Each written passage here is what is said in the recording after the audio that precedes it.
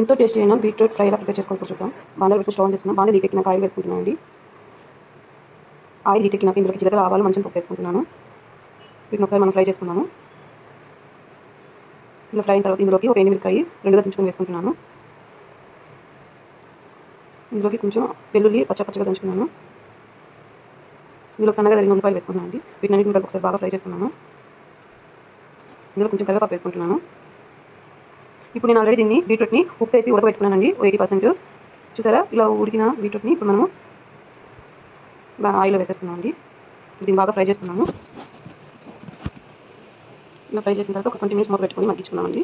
అంతలోపు మనము ఒక మిక్సీ జార్ తీసుకొని పప్పుల పొడి ప్రిపేర్ చేసుకున్నాము. ఇందులోకి ఆల్రెడీ నేను పెట్టుకున్న శనగకాయ పప్పులు అండి ఇలా వేసుకున్నాను. ఇప్పుడు ఇందులోకి నేను 2 ఎండుమిరపకాయలని తుంచి వేసుకుంటున్నానండి. ఇందులోకి ఎండు కొబ్బరి, వెల్లుల్లి పొట్టు తీయకుండా అలాగే వేసేసుకున్నాను. ఇప్పుడు దీన్ని మనం గ్రైండ్ చేసుకున్నామండి. మనం గ్రైండ్ చేసి పెట్టుకున్న పప్పులు కూడా అండి